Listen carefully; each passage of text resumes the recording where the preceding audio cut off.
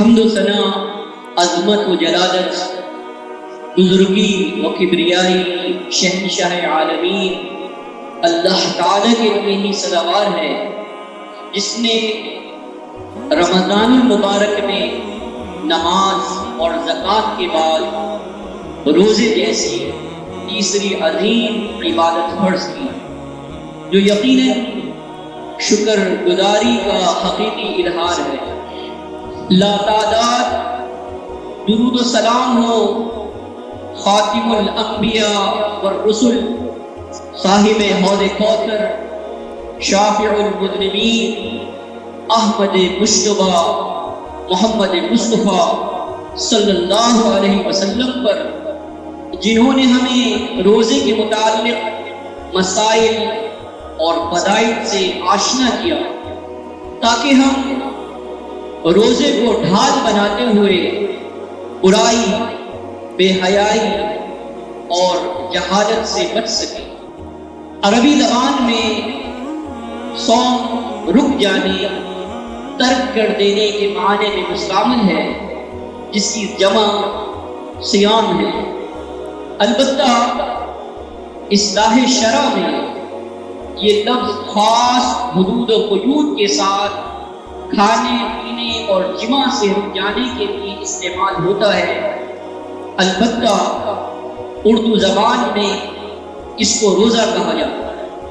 اللہ تعالیٰ کا بندہ اس کی رضا و خوشنودی کے خاطر بعض چیزوں کو اپنے اوپر کچھ وقت کے لیے حرام قرار دے کے اپنے آپ کو مجسم اطاعت کرتے ہوئے اپنی زبان سے یہ اقرار کرتا ہے کہ اس کے لیے سب سے اہم اس خالق حقیقی کا حکم ہے، لہذا بندہ ہونے کی حیثیت سے وہ بے چوں چرا اس کے حکم کے آگے سر تسلیم خم کر دیتا ہے۔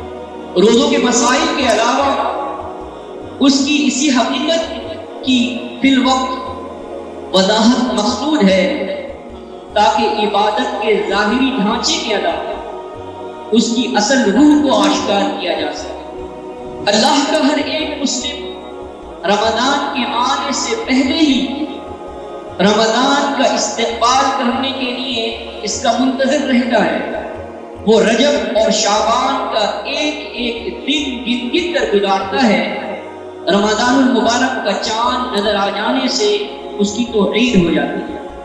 جس طرح اللہ تعالیٰ نے اس ماہ کی دنیا میں فصلوں کے لیے موسم بنائے ہیں، جب کسان ان اوقات اور مہینوں کا خیال رکھتے ہوئے بیج بوتا ہے تو فصل پروان چڑھتی ہے، بصورت دیگر وہ نقصان اٹھاتا ہے۔ بالکل اسی طرح روحانی تثبیت کے بعض دینی امور کی انجام دہی کے لیے بھی ہمارے رب کی جانب سے خاص موسم و ایام مقرر ہیں، جس کے باعث مطلوبہ نتائج حاصل ہوتے ہیں۔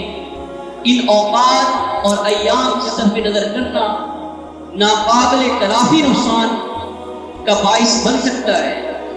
مثلا جس طرح جمعے کی ادائیگی کے لیے خاص دن مقرر ہے، حج کے لیے مخصوص مہینہ اور خاص ایام منتخب ہیں، وقوف عرفہ کا دن متعین ہے، بالکل اسی طرح روزوں کے لیے بھی ہمارے مالک نے ہمیں نزول قرآن مجید کا خاص مہینہ رمضان المبارک بطور تحفہ عطا کیا ہے۔